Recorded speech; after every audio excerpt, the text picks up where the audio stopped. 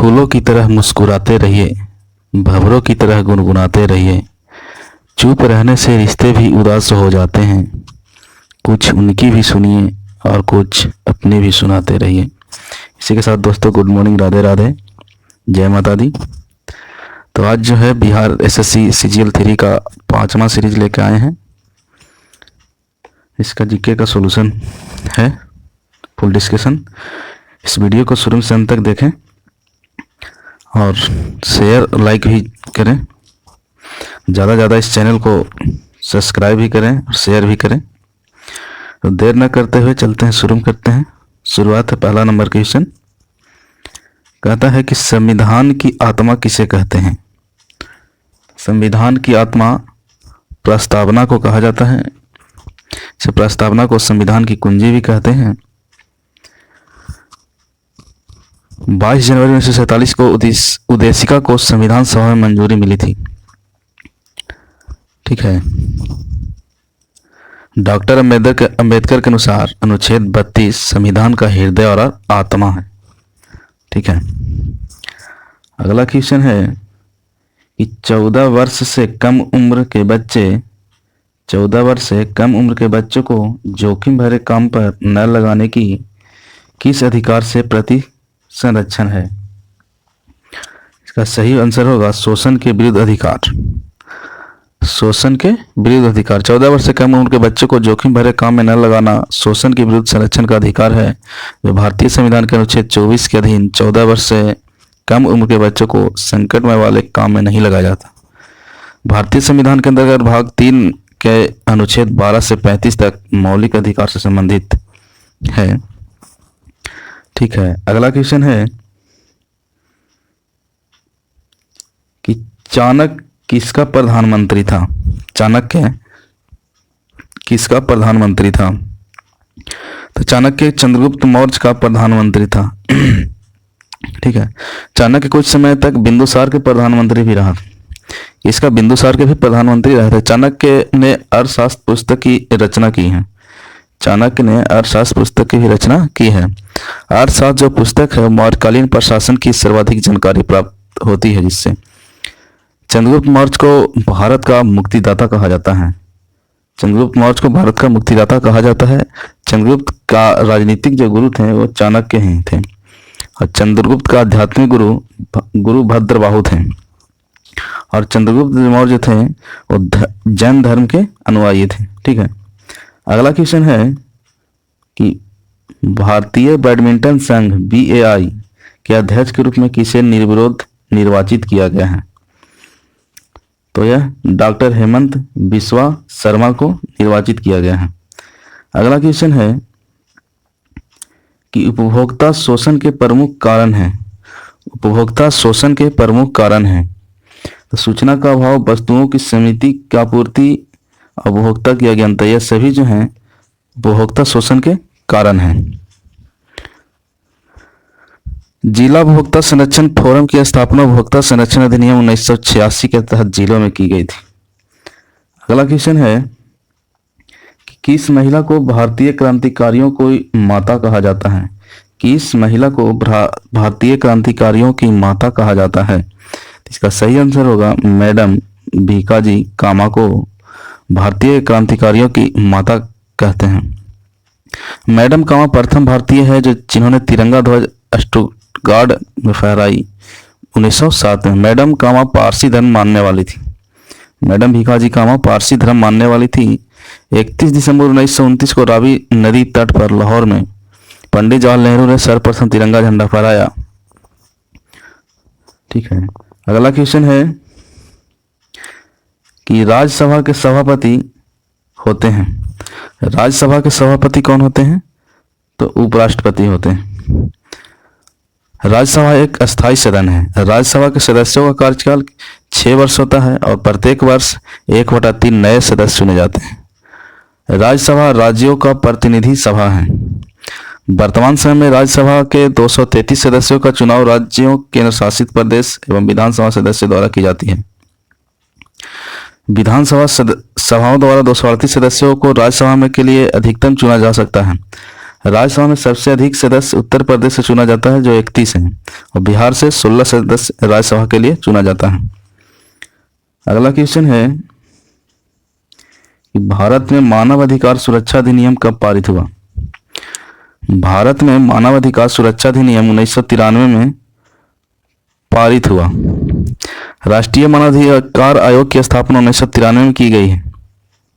रोजगार आश्वासन योजना 1993 इसी के प्रारंभ में किया गया, और विश्व मानवाधिकार दिवस 10 दिसंबर को मनाया जाता है। विश्व मानवाधिकार दिवस 10 दिसंबर को मनाया जाता है। अगला क्वेश्चन है कि आर्थिक दृष्टि से एक पिछड़े देश की विशेषता नहीं है। आर्थिक दृष्टि से एक पिछड़े देश की विशेषता नहीं है, तो इसका सही उत्तर होगा प्राथमिक क्षेत्र में निम्न श्रम अनुपात।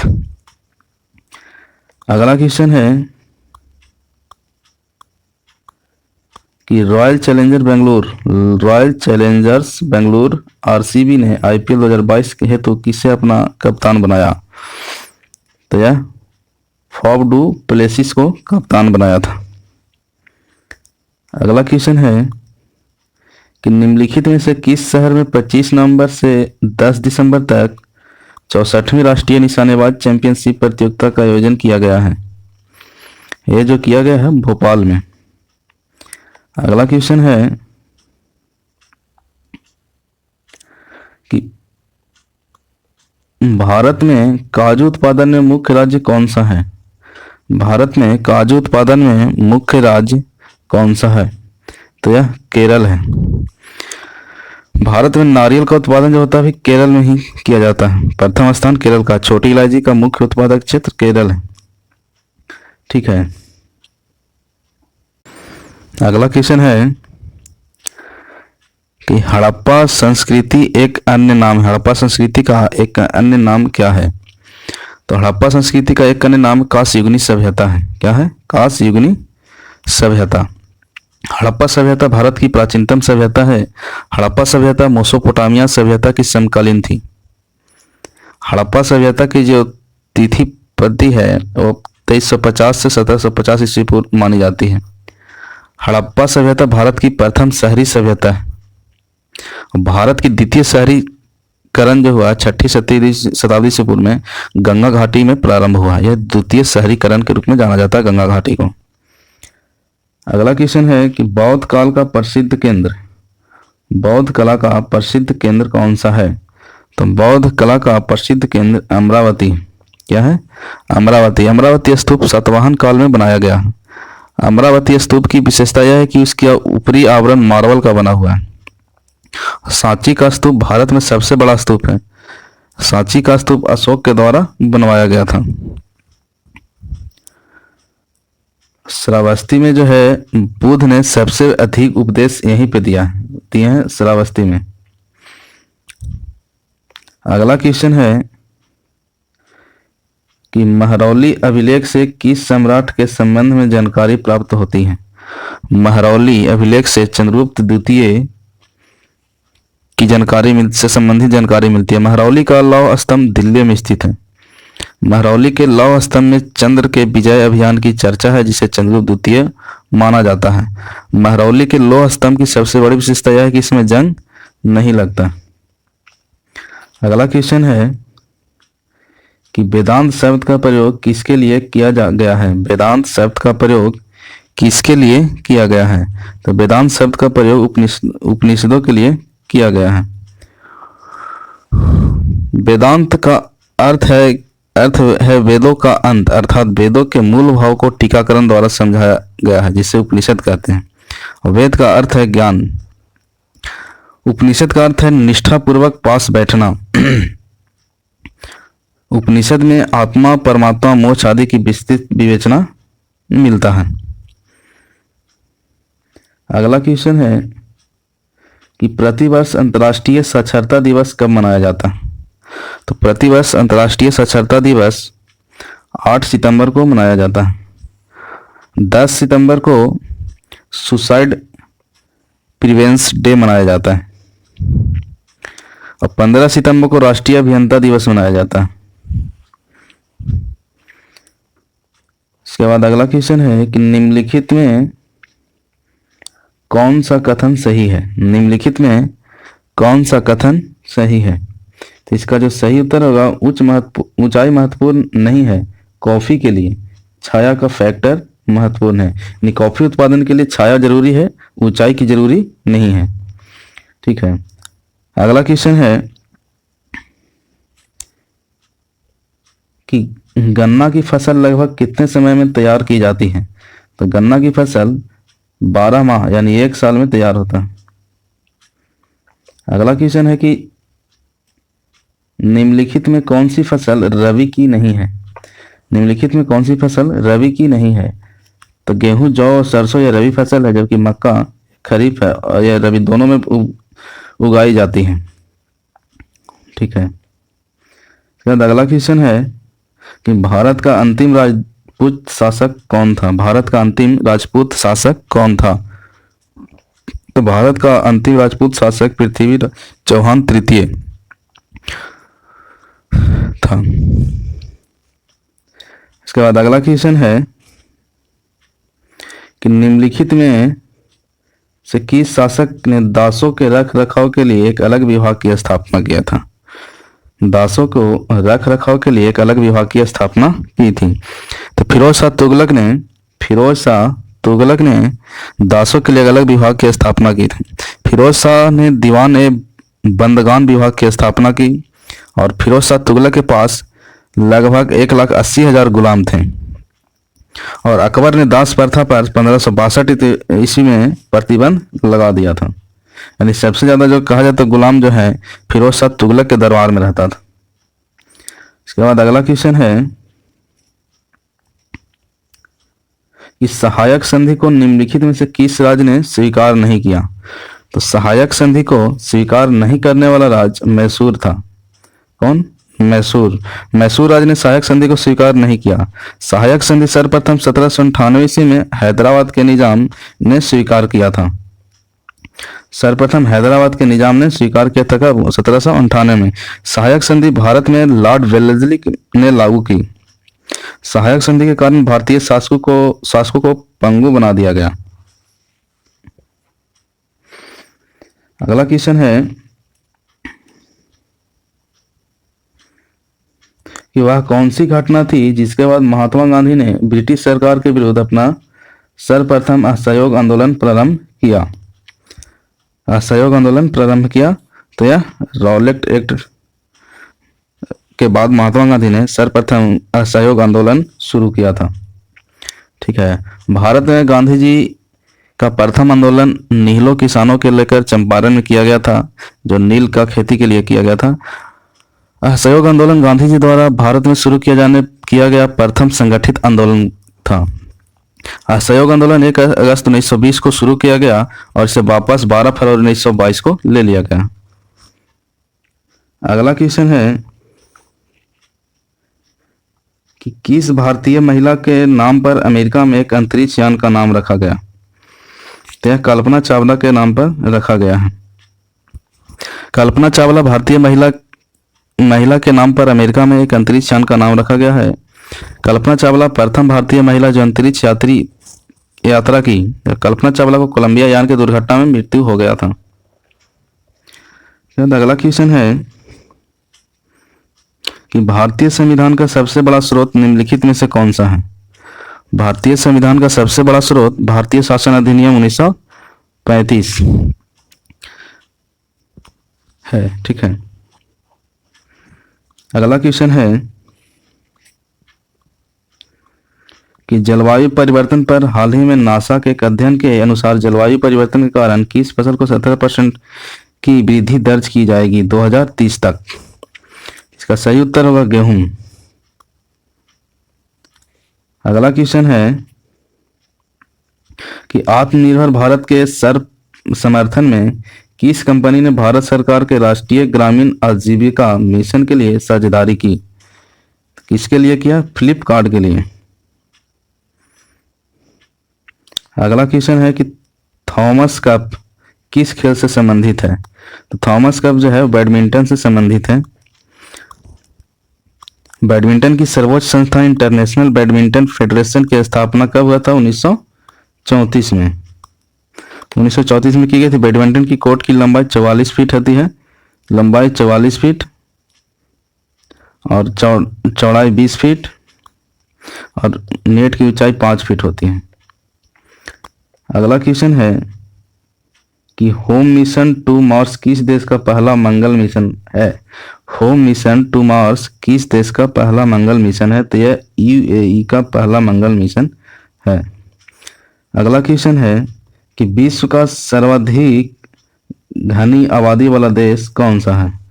घनी आबादी वाला प्रदेश है तो दक्षिण पूर्वी एशिया जो है वो सर्वाधिक घनी आबादी वाला प्रदेश है। विश्व का सर्वाधिक आबादी उत्तरी गोलार्ध में रहता है। विश्व की सर्वाधिक आबादी एशिया महादेश में रहते हैं। विश्व का 36% आबादी वाला केवल भारत और चीन में रहता है। ठीक है, इसके बाद अगला क्वेश्चन है कि भारतीय वन सर्वेक्षण का मुख्यालय कहाँ है? भारतीय वन सर्वेक्षण का मुख्यालय कहाँ है? तो यह देहरादून में है। भारतीय आलू संसाधन केंद्र शिमला, आलू संसाधन केंद्र शिमला में है और केंद्रीय चावल अनुसंधान केंद्र कटक में। अगला है क्वेश्चन कि जब पवन पृथ्वी के घूर्णन के कारण अपनी दिशा बदल लेती है तो निम्नलिखित में से इसे किस नाम से पुकारते हैं? तो इसे कहते हैं भू विक्षेपी पवन। भू विक्षेपी पवन। अगला क्वेश्चन है कि भूमध्य रेखा पर 1 डिग्री अक्षांश की दूरी होती है 111 किलोमीटर। विषुवत वृत्त के लेकर अक्षांश समानांतरों की कुल संख्या 179 है। ठीक है, अगला क्वेश्चन है प्लानिंग एंड द पुअर पुस्तक के लेखक कौन है? प्लानिंग एंड द पुअर पुस्तक के लेखक B.S. मिन्हास हैं। कौन? B.S. Minhas. The path to power पुस्तक के लेखक Margaret Thatcher. To a hunger free world पुस्तक M.S. स्वामीनाथन ने लिखे हैं। एशियन ड्रामा कुरनाड मिंडल की रचना है। अगला क्वेश्चन है कि विश्व बैंक जैसे अंतर्राष्ट्रीय पुनर्निर्माण तथा विकास बैंक भी कहते हैं उसका मुख्यालय कहाँ है? विश्व बैंक जिसे अंतर्राष्ट्रीय पुनर्निर्माण तथा विकास बैंक भी कहते हैं, इसका मुख्यालय कहाँ है? इसका मुख्यालय होगा वाशिंगटन डीसी। वाशिंगटन डीसी में मुख्यालय अवस्थित है इसका। विश्व बैंक की स्थापना 27 दिसंबर 1945 को हुआ था। विश्व बैंक विश्व स्तर पर संतुलित विकास पर बल देती है और गरीब देशों को आर्थिक सहयोग देता है। WTO का मुख्यालय जिनेवा में स्थित है। WTO का मुख्यालय जिनेवा में है जो 1 जनवरी 1995 को स्थापना किया गया था। अगला क्वेश्चन है कि अंतर्राष्ट्रीय कोर्ट ऑफ जस्टिस में कितने न्यायाधीश होते हैं? अंतर्राष्ट्रीय कोर्ट ऑफ जस्टिस में कितने न्यायाधीश होते हैं? तो यह 15 न्यायाधीश होते हैं। कितने होते हैं? 15 न्यायाधीश होते हैं। अंतर्राष्ट्रीय कोर्ट ऑफ जस्टिस में भारत के अभी जो है दलवीर भंडारी अध्यक्ष हैं। अंतर्राष्ट्रीय न्यायालय का मुख्यालय हेग में स्थित है। अगला क्वेश्चन है गीत गोविंद की रचयिता कौन है? गीत गोविंद के रचयिता कौन है? तो गीत गोविंद के रचयिता जयदेव हैं। जयदेव सेन वंश के शासक थे जो लक्ष्मण सेन के दरबारी कवि थे। सेन वंश के अंतिम शासक लक्ष्मण सेन था। सेन वंश की राजधानी लखनौती। ठीक है, तो अगला क्वेश्चन है कि खजुराहो के मंदिर किस वंश के राजाओं ने बनवाए थे? खजुराहो के मंदिर किस वंश के राजाओं ने बनवाए थे? तो खजुराहो के मंदिर का निर्माण चंदेल वंश के शासकों ने किया था। चंदेल वंश के द्वारा बनाया गया था। चंदेल वंश की राजधानी खजुराहो थी। चंदेल वंश का स्थापना 831 ईस्वी पूर्व में नूनहक ने किया था। अगला क्वेश्चन है कि शतरंज में पहली भारतीय महिला ग्रैंड मास्टर कौन है? शतरंज में पहली भारतीय महिला ग्रैंड मास्टर कौन है? तो शतरंज में पहली भारतीय ग्रैंड मास्टर एस विजय लक्ष्मी है, एस विजय लक्ष्मी है। ठीक है।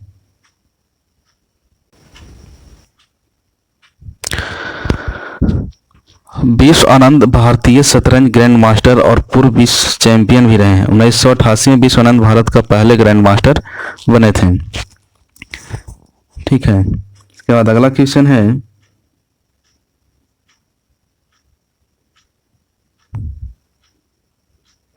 अगला क्वेश्चन है कि सूफी संप्रदाय का उद्भव हुआ था, सूफी संप्रदाय का उद्भव हुआ था किसमें? इस्लाम से। सूफी संप्रदाय का उद्भव जो हुआ था इस्लाम से हुआ था। सूफी आंदोलन इस्लाम का उदारवादी आंदोलन है। ठीक है। मोइनुद्दीन चिश्ती ने अजमेर के केंद्र बनाकर अपना संप्रदाय शुरू किया था। उसके बाद अगला क्वेश्चन है कि आर्थिक दृष्टि से एक पिछड़े देश की विशेषता, आर्थिक दृष्टि से एक पिछड़े देश की विशेषता क्या है? तो ये प्रति व्यक्ति निम्न आय, निम्न मृत्यु दर, उच्च निरक्षरता, ये सभी जो है पिछड़े वर्ग की विशेषता है। अगला क्वेश्चन है कि वासंदा राष्ट्रीय उद्यान कहाँ है? वासंदा राष्ट्रीय उद्यान किस राज्य में है? तो वासंदा राष्ट्रीय उद्यान गुजरात में है। कहाँ है? गुजरात में है। गिर नेशनल पार्क गुजरात में है। Dudhwa national park Uttar Pradesh. सोमेश्वर अभयारण्य कर्नाटक। और अबोहर अभयारण्य कहाँ है? पंजाब में है। अबोहर अभयारण्य पंजाब में है। अगला क्वेश्चन है कि किस देश का झंडा दोहरे त्रिभुज के रूप में है? किस देश का झंडा दोहरे त्रिभुज के रूप में है? तो इसका सही उत्तर होगा नेपाल। नेपाल देश का जो झंडा होता है वो दोहरे त्रिभुज के रूप में है। और भारत का राष्ट्रीय चिन्ह जो है अशोक चक्र है। नीदरलैंड का राष्ट्रीय चिन्ह शेर है। ठीक। इसके बाद अगला क्वेश्चन है कि अष्टछाप की स्थापना किसके द्वारा की गई? तो अष्टछाप की स्थापना आचार्य विट्ठल के द्वारा किया गया है। आचार्य विट्ठल नाथ के द्वारा की गई है। बल्लवाचार्य ने सुदैतवाद का विचार दिया। रुद्र संप्रदाय के संस्थापक बल्लवाचार्य हैं।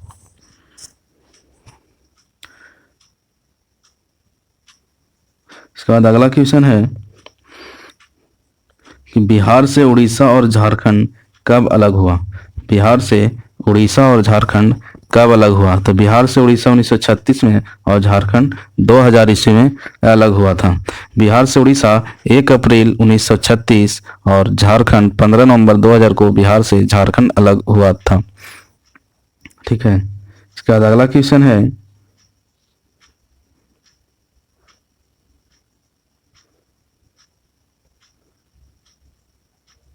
अगला क्वेश्चन कह रहा है कि बिहार में 1857 की क्रांति के नेता बाबू कुंवर सिंह का देहांत कब हुआ? तो बाबू कुंवर सिंह का देहांत हुआ था 26 अप्रैल 1858 को। बिहार में 1857 क्रांति के नेता बाबू कुंवर सिंह का देहांत हुआ था 26 अप्रैल 1858 को। बाबू कुंवर सिंह बिहार के जगदीशपुर के जमींदार थे। बाबू कुंवर सिंह परमार वंश से संबंध रखते थे। बाबू कुंवर सिंह के बाद उनके भाई अमर सिंह ने कैमूर की पहाड़ियों से नेतृत्व जारी रखा।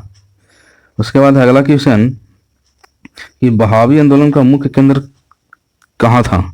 तो बहावी आंदोलन का मुख्य केंद्र पटना था। बहावी आंदोलन का अंतिम रूप से एलियन प्रथम ने 1863 ईस्वी में सिस्तान के युद्ध में पराजित कर कमजोर कर दिया।